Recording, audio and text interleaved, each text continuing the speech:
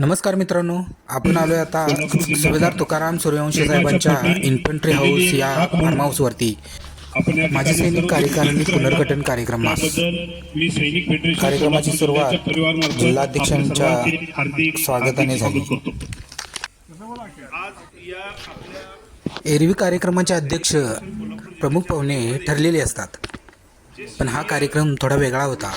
इथं अध्यक्षांनी आपल्यामधील सिनियर माजी सैनिकास हा मान देणं हे या कार्यक्रमाचं वैशिष्ट्य होतं.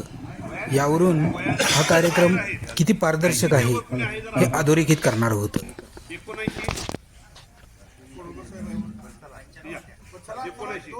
आज आपण कोडोलकर साहेबांच्या अध्यक्षतेखाली माले सैनिक संघटनेचे अध्यक्ष यांच्या हस्ते आपण छत्रपती शिवाजी महाराज यांच्या प्रतिमेस हा मान कोडोलकर साहेबांना मिळाला. कोडोलकर साहेबांच्या हस्ते शिवछत्रपतींच्या पुतळ्याला पुष्पहार घालून श्रीफळ वाढवून कार्यक्रमाची सुरुवात करण्याचं ठरलं आणि सर्वांचा मोर्चा त्या बाजूने वळाला.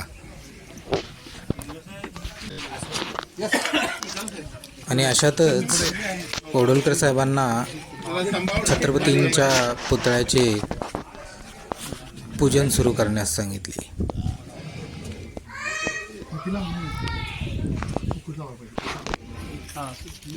छत्रपतींची संगमरवरी मूर्ती सुबक आणि देखणी होती.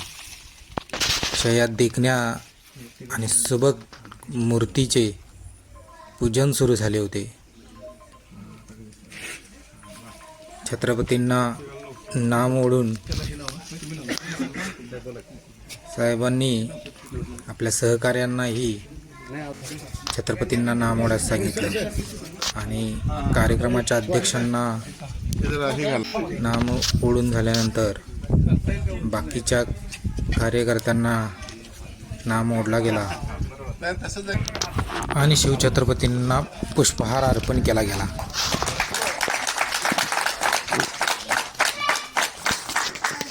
अवघ्या महाराष्ट्राचे दैवत छत्रपतींच्या समोर श्रीफळ फोडण्यात आलं.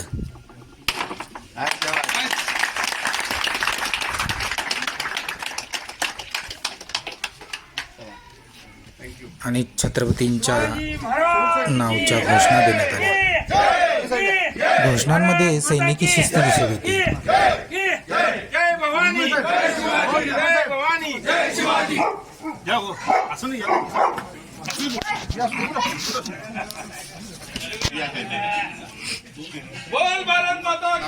त्यानंतर कार्यकारिणीचे पश्चिम महाराष्ट्र अध्यक्ष सुभेदार तुकाराम सूर्यवंशी साहेबांच्या हस्ते राजांना पुष्पार्पण झाले व हळूहळू बाकीचे सैनिक सुद्धा येत गेले. प्रत्येकाने आपापल्या परीनं सैनिकी त्वेषात छत्रपतींना पुष्प वाहिले आणि वंदन केले.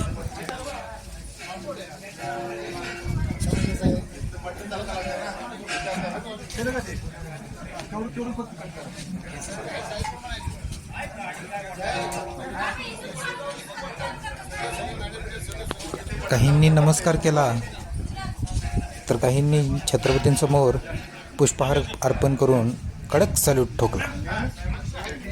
अशातच अनेक सैनिक येऊन गेले.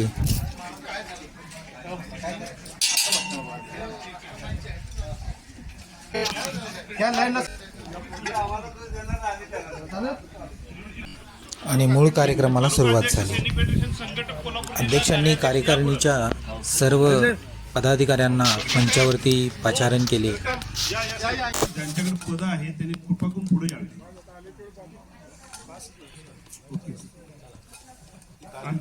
कार्यक्रमाची सुरुवात कोल्हापूर जिल्हा सचिव मारुती पाटील साहेब यांच्या हस्ते झाली. विनंती करतो. सर्वांना नमस्कार. आज या ठिकाणी कोल्हापूर जिल्ह्यातील सर्व मान्यवर सैनिक फेडरेशनचे पदाधिकारी तसेच तालुका सर्व पदाधिकारी सर्व मान्यवर सर्व प्रदेशील मान्य सैनिक भाई सैनिक आज आपण या ठिकाणी पोहोचला हा आपल्याला बोलवलं होतं, त्याला मान्यता दिली, आपण पोहोचला. सैनिक फेडरेशन कोल्हापूर तर्फे आपले सर्वांचे खूप खूप आभार, धन्यवाद. साहेबांच्या मनोगतानंतर सुभेदार जाधव साहेबांना मनोगतासाठी पाचारण करण्यात आलं. सुभेदार AIG TS जाधव, सैनिक फेडरेशन जिल्हा सल्लागार म्हणून मला एक पत्र दिलं होतं आणि गेले 4-5 वर्ष झालं आपण या सैनिक फेडरेशन सोबत काम करत आहोत. ऍक्च्युली तसं बघायला गेलं तर ज्यावेळेला मला पत्र दिलं त्यावेळी म्हणलं साहेबांचा लॉ झालाय का. एज्युकेशन मस्ट बी रिक्वायर्ड, म्हणजे शिक्षण पाहिजे की माझा काही लॉ झालेला नाही. लॉ झालेला नाही, पण लॉयरच्या अंडरमध्ये जो काम करत असतोय त्याला लॉयरपेक्षा बरंच काही माहिती असतंय, पण सायनिंग ऑथॉरिटी लागते. त्यांनी आपले अनुभव सांगितले आणि सोबतच अध्यक्षांना माझं वय वर्ष 55 आहे. स्वतःची कार्यकारिणीसाठी काम करण्याची उमेद बोलून दाखवली आणि 120 फिगर्स आणि फॅक्ट सांगून उपस्थित सर्वांना चक्क करून टाकलं. मी सवडी तालुक्यात राहतो, बांबोड्यामध्ये. सुरेश साहेबांसारखाच माझा एक उद्योग व्यवसाय आहे, गार्मेंट इंडस्ट्री आहे. 100-150 लोकांना मी रोजगार देऊ शकतो आणि आज वेल स्टॅबल आहे, स्टॅबल. पश्चिम महाराष्ट्र सैनिक फेडरेशनचे उपाध्यक्ष माननीय विजय पाटील साहेब उपस्थित आहेत. मी त्यांना विनंती करेन की आपण 2 मिनिटांमध्ये आपण मत व्यक्त करा. सर्वांना नमस्कार. सर्वप्रथम सर्व आलेल्या मान्यवरांचे आज इन्फंट्री हाऊस आणि सैनिक फेडरेशन पश्चिम महाराष्ट्र अध्यक्ष आणि राज्य कोषाध्यक्ष आदरणीय तुकाराम सुरेश साहेब यांच्यातर्फे सर्वांचं सहर्ष स्वागत. सर्वप्रथम सैनिक फेडरेशन याबद्दल थोडंसं मी काही वेळात सांगतो. सैनिक फेडरेशनची स्थापना आपली कशी झाली आणि कशासाठी झाली या संदर्भात थोडंसं सांगतो. जेव्हा याच्या 2020 साली संयुक्त सरकार एक आपलं स्थापन झालं त्यावेळेला महाराष्ट्र राज्याचे मुख्यमंत्री माननीय उद्धव बाळासाहेब ठाकरे साहेब होते. त्यावेळेला सैनिक कल्याण मंत्री दादासाहेब भुसे साहेब होते. तेव्हा एक स्वर्गीय हिंदू हृदय सम्राट बाळासाहेब ठाकरे साहेबांचं एक स्वप्न होतं की सैनिक सन्मान योजनेअंतर्गत काहीतरी करायचं आहे, सैनिकांसाठी काहीतरी करायची त्याची इच्छा होती. मग त्यासाठी आदरणीय मुख्यमंत्री साहेब आणि सैनिक कल्याण मंत्री साहेबांनी एक बैठक बोलवली. तर या सर्व संघटना एकत्र कशा येतील यासाठी त्यावेळेला मंत्री महोदयांनी बैठक घेतली. त्या बैठकीमध्ये आपल्या सैनिक आयडॉल म्हणलं तर चालेल अण्णा हजारे साहेब, त्याच्यानंतर ब्रिगेडियर सुधीर सावंत साहेब, कारण त्यांना का बोलवलं तर ते एकतर माजी सैनिक आणि ब्रिगेडियर रँक आर्मीतील आणि एक आमदार खासदार होते म्हणून. आणि त्यावेळेचे ॲडमिरल धुरी साहेब आणि सैनिक मंत्रिमंडळातील क्रीडा मंत्री सुनील केदार साहेब, त्या तत्कालीन गृहमंत्री अनिल देशमुख साहेब आणि आपले सैनिक कल्याण दादासाहेब भुसे साहेब यांच्या बैठकीत एक निर्णय झाला की हे सर्व सैनिक संघटना एका छताखाली आणण्यासाठी काय करायचं. तर सैनिक फेडरेशनची स्थापना करा असं सांगितलं. म्हणजे सैनिक महासंघ जे पूर्ण राज्यभर सर्व सैनिक संघटना जिल्हा लेवलला स्थापन करून आणि जिल्ह्याच्या संघटना तालुक्याच्या आणि तालुक्या लेवलच्या गाव लेवलला या सर्व सैनिक संघटना एका छताखाली आणण्यासाठी ही सैनिक फेडरेशनची स्थापना झाली. सर्वानुमते त्यामुळे अनेक मंत्री होते, आपले अनेक सैनिक संघटनेचे प्रतिनिधी असून त्यांनी ब्रिगेडियर सुधीर सावंत साहेबांची राज्याध्यक्षपदी निवड झाली. आणि निवड का करण्यात आली तर एक तर ते माजी सैनिक, ब्रिगेडियर रँक आणि त्याच्यानंतर ते आमदार खासदार असल्यामुळे त्यांना ते राजकीय अनुभव यातून त्यांना नियुक्त केलं. त्याच्यानंतर आपली संघटना पुन्हा राज्यभर आपल्या काम करत राहिली. राज्यभर जिल्हाध्यक्षाच्या नेमणुका झाल्या. त्यानंतर मी स्वतः ब्रिगेडियर सुधीर सावंत साहेब इथं आले. आई आपल्या इन्फंट्री हाऊसमध्ये थांबले होते. त्यावेळेला आदरणीय सुरेश साहेब, ब्रिगेडियर सुधीर सावंत साहेब, मी आम्ही तिघांनी सांगली, कोल्हापूर, सातारा हे तिन्ही जिल्ह्याचे, जसं सातारा जिल्ह्याचे 11 तालुके, सांगली जिल्ह्याचे 10 तालुके, कोल्हापूर जिल्ह्याचे 12 तालुक्यांचे पूर्णपणे आम्ही फिरलो आम्ही आणि गावागावात जाऊन मोठ्या मोठ्या संघटनांची आम्ही गाठीभेटी घेतली आणि जिल्ह्याच्या बांधणीसाठी आम्ही त्यावेळेला सुरुवात केली. सातारा जिल्ह्यात बघायला गेलं तर सातारा जिल्ह्यात एक असा माणूस मला भेटला की ते नेव्हीचे अप्पा पडवळ म्हणून होते. ते वाहतूक संघटनेचे जिल्हाध्यक्ष प्लस राजकारणात ते सभापती होते, सातारा पंचायत समितीचे सभापती होते. अशीच माणसं आपल्याला पाहिजे होती की जेणेकरून त्यांचं जरा लोकमत जनमत पाठीमागे चांगलं असावं. मग तसंच पुन्हा कोल्हापूर जिल्ह्यामध्ये बघितलं आमचे आदरणीय मित्र संजय माने साहेब मंचावरती बसलेले आहेत. त्यांचं आम्ही काम, कारण मी 2009 पासून या कोल्हापूर जिल्ह्याच्या सैनिक कल्याण कार्यालयाच्या माध्यमातून आम्ही चळवळीत आहे. NN पाटील साहेब आमचे एक ISLचे अध्यक्ष होते, त्यांच्या प्रत्येक कार्यक्रमाला आम्ही हजर राहायचो. आणि जिल्हा सैनिक कल्याण कार्यालयामध्ये सशस्त्र झेंडा दिन असो किंवा आपला कारगिल विजय दिवस असो किंवा अजून एक शौर्य दिवस म्हणून एक साजरा करतात, अशा कार्यक्रमासाठी बघितलं तर मानेसाहेब नेहमी जयसिंग करून आपली गाडी भरून तिथं अनेक सैनिकांनी घेऊन यायचे. आणि त्यांचे 1-2 कामं आम्हाला काय आवडली की एक तर त्यांनी सशस्त्र झेंडा दिवसाचा 7 डिसेंबरचा जो ध्वजदिन निधी असतो, त्यांनी स्वतः जयसिंगपूर एरियामध्ये तिथल्या व्यापारी संघटना असू दे लोकांच्याकडून एकत्रित करून 3,29,968 रक्कम त्यांनी सैनिक कल्याण कार्यालयामध्ये त्यावेळेचे आदरणीय जिल्हाधिकारी दौलत देसाई साहेब होते आणि महानगरपालिका आयुक्त यांच्याकडे त्यांनी तो धनादेश सुपूर्द केला. आणि त्यावेळेला साहेबांना फार मोठा म्हणजे त्याचं कौतुक झालं, त्यांना एक प्रशस्ती पत्र दिलं. तर एवढंच बोलतो, मी थांबवतो. जय हिंद, जय महाराष्ट्र. त्यानंतर जिल्हाध्यक्षांनी इथे जमण्याचा मूळ उद्देश सर्वांसमोर ठेवण्यास सुरुवात केली. कोल्हापूर जिल्ह्याचं 3 विभागांमध्ये विभाजन केलं गेलं. मूळ सिटी, दक्षिण आणि उत्तर अशा त्या 3 विभागांमध्ये विभाजन होतं. हळूहळू कार्यक्रम पुढे सरकत गेला. उपस्थितांना आपली इच्छा बोलून दाखवण्याची संधी दिली गेली. त्याने आपल्या जागेवरती उभा राहून आपलं नाव द्यावं ही विनंती. कुणी आहे आणि विचार करण्यासाठी सुद्धा वेळ दिला विचार गेला. करा. सूर्यवंशी साहेबांनी स्वतःची ओळख करून दिली मी मराठा आणि कार्यक्रमाच्या मूळ उद्देशाबद्दल बोलण्याची सुरुवात केली.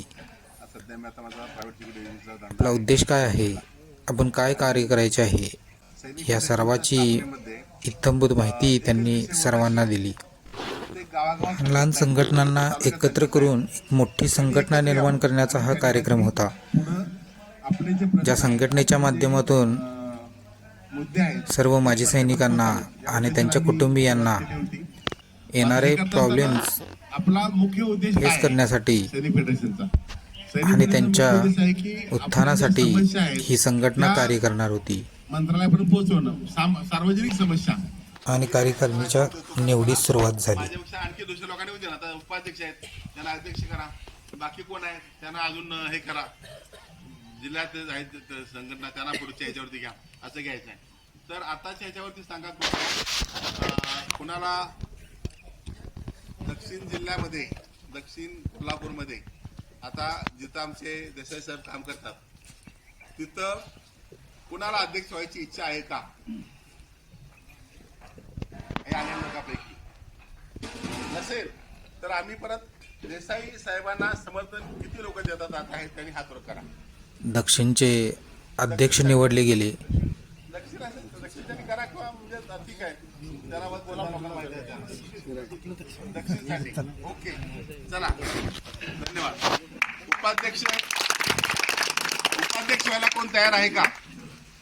ते उपाध्यक्ष कोण आहे आपल्याला? ते तुमच्यात नाव सुचवता का कोण? तुमच्यात आहे का कोण?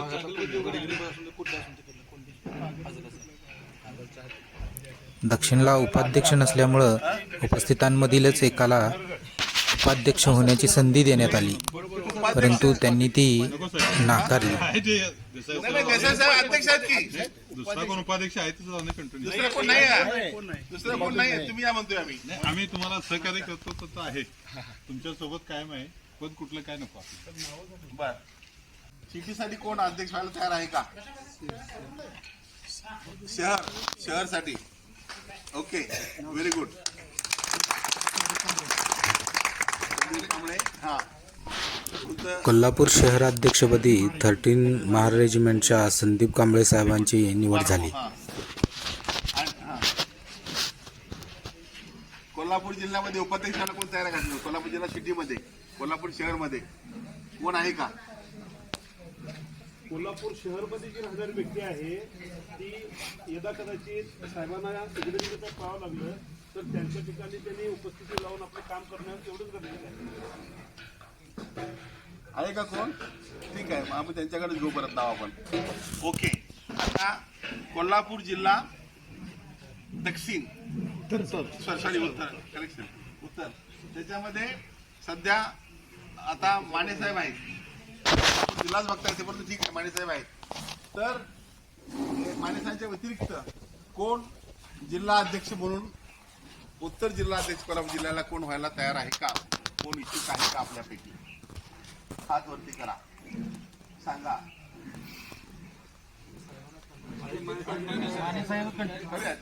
येतोच मी. बर, माने साहेबांना कंटिन्यू करावं असं किती लोकांचं मत आहे? हात वर करा. उत्तरचे विद्यमान अध्यक्ष मानेसाहेबांनाच पुनर्नियुक्त करण्यात आले. अच्छा, उत्तरमध्ये उपाध्यक्ष व्हायला उपाध्यक्ष आहे आता. बर, कंटिन्यू करा. पंडित साहेबांना, पंडित साहेबाशिवाय कोण करू इच्छिते का उपाध्यक्ष म्हणून? हा, गाडगे साहेबांना.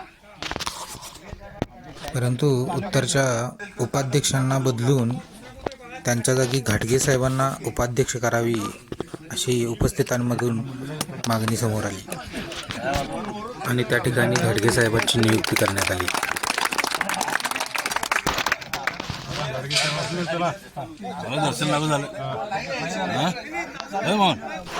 आणि यानंतर अध्यक्षांनी आतापर्यंत कार्यकारिणीने केलेल्या कामांना उजाळा दिला. मेजर प्रकाश पाटील आतापर्यंत साहेबांनी आपण काय काय कामं केली 17-18 पासून या सर्वाचा पण त्याला यश आलं नाही. वृत्तांत पण समोर आम्ही मांडला. संघटना स्थापन केली आणि संघटना फेडरेशनमध्ये स्थापन केल्यानंतर वेगवेगळ्या लोकांनी केलेल्या कामाचं योगदान त्यांनी सर्वांसमोर मांडलं पत्र दिलं आणि फेडरेशन व्यतिरिक्त इतर लोकांचंही फेडरेशनला मिळालेलं मोलाचं सहकार्य त्यांनी सर्वांना समजावून सांगितलं. माफ करण्यासाठी ठराव कार्यक्रमाच्या सुरुवातीपासूनच इथं सैनिकी शिस्त बघायला मिळत होती. सैनिकी शिस्त 15 डिसेंबर कशी असते, कशी असायला पाहिजे या ठिकाणी पूलवर बसलेत. याचं ज्वलंत उदाहरण हे होतं. इंडिया गेटवरती अचानक सांगितले गेले की एक सुवर्ण महोत्सव अशा कार्यकारिणी तयार होत असताना आपले अनुभव काही वेगळे असतील, पण ही कार्यकारिणी तयार होताना मी अगदी शिस्तीत पाहिली. सैनिक कल्याण मंत्री बडोले साहेब, रामदास आठवले साहेब आणि तर अशा या कार्यकारिणीला आणि यातील सर्व कार्य करणाऱ्या पदाधिकाऱ्यांना माझ्या आणि माझ्या परिवाराकडून त्या पत्राच्या खूप खूप माध्यमातून शुभेच्छा. आमचे गुरुवर आणि आम्ही आणि सांगलीची टीम हे आम्ही एकत्र गेलो आणि त्या ठिकाणी ज्या काही मागण्या आमच्या होत्या, सैनिकांच्या अडचणी होत्या, त्या ठिकाणी जाऊन आम्ही त्यांना ते पत्र दिलं होतं. 16/2/2019 रोजी पुलवामा हत्याकांड झालेला होता. त्या निषेधात आम्ही पोलीस स्टेशन, आमदार उल्हासदादा पाटील आणि आमदार सतेज पाटील यांच्याकडे आम्ही निषेधाचं पत्र दिलं आणि जयशिंगपूर पोलीस स्टेशनला आम्ही संकलन निधी दोघांच्या माध्यमातून गोळा करण्यासाठी एक विनंती केली. पोलीस स्टेशनचे त्यावेळेचे PI होते नामदेव शिंदे साहेब, त्यांनी आमच्या संघटनेला खूप मदत केली आणि त्या माध्यमातून सर्व लोकवर्गणीतून, नगरपालिकेतून आणि मेडिकल असोसिएशनमधून असे 3,29,698 रुपये म्हणजे गोळा करण्यात आले सर्वांच्या माध्यमातून आणि ती रक्कम आम्ही पुलवामा हत्याकांडामध्ये झालेले शहीद परिवारासाठी सैनिक वेलफेअर बोर्डमध्ये नेऊन जमा केली. 8/8/2020 रोजी असं पाण्याचा म्हणजे पुराचा कमीत कमी अचानक रात्रीतून वाढलेला पूर होता आणि आमची संघटना अगदी सक्रिय होती. 8 ऑगस्टला आम्हाला समजलं की अशाशी लोक पूर्ण जयशिंगपूरमध्ये पूरग्रस्त येत आहेत. जाऊन आम्ही बघितलं तर अंगावरती ओली कपडे होती, लोकांच्या अंगावरती कापड नव्हतं, पांघरायला काही नव्हतं. अशा परिस्थितीमध्ये आम्हाला समजल्या सैनिक संघटनेला सकाळी 8 वाजता बोलवण्यात आलं. सैनिक संघटनेनं सकाळी 8 वाजता एक निर्णय घेतला आणि 400 ते 500 लोकांचं सगळ्यात पहिला अन्नदान कसं करता येईल त्या पद्धतीनं सगळ्यात पहिलं आम्ही जेवण बनवलं. माजी सैनिकांच्या घरामध्ये न वापरता येणारी पण चांगली कपडे असलेली एक ओमिनी सारखी गाडी पूर्ण फुल भरली आणि ती गाडी घेऊन ज्या ज्या ठिकाणी स्थलांतर झालेले जे गावकरी होते त्या लोकांना ते वाटण्यात आलं. त्याच दिवशी दुपारी 3 शाळांमध्ये जे जेवण 450 लोकांचं 500 लोकांना बनवलं ते 900 लोक जेवली तरी सुद्धा जेवण कमी पडलं नाही आणि त्यावेळी आम्हाला लोकांची कुणाची यामध्ये साथ नाही. सैनिक फेडरेशन त्यावेळी नव्हतं, सैनिक संघटनेनं खूप चांगलं सहकार्य केलं होतं आमच्या आणि त्यामुळं हे केलेलं कार्य त्याच्याचबरोबर आम्ही जोपर्यंत पुरातून बाहेर पडत नाही तोपर्यंत त्यांना जे काय लागतं सहकार्य करतो. प्रत्येक शाळेमध्ये आम्ही व्हिजिट देत होतो आणि लागेल ती कपडे किंवा काय जे आमच्याकडे होईल तेवढी मदत करतो. ज्यावेळी शरद पवार साहेब दत्त साखर कारखान्यावरती आले त्यावेळी सैनिक संघटनेच्या माध्यमातून त्या ठिकाणी जे जेवढी लोक होती त्यावेळी चाय आणि बिस्किटची व्यवस्था आम्ही केली होती. 22/8/2020 रोजी नाना पाटेकर साहेबांच्या नाम फाउंडेशनच्या माध्यमातून कर्नल साठे साहेब आले. अचानक साहेबांचा फोन आला, जी काही व्यवस्था होईल ती करण्यात आली. त्या उल्हासदादा जे आमदार होते, पूर्ण शिरोळ तालुक्यामध्ये माझ्या गाडीतून स्वतः कर्नल साहेबांना सर्व झालेल्या घटनाक्रम सांगण्यात आला आणि तो त्यांनी बघितल्यानंतर खरोखर तुम्हाला सांगतो, ज्यावेळी उल्हासदादा ते बसले तेव्हा खूप मोठी चर्चा झाली.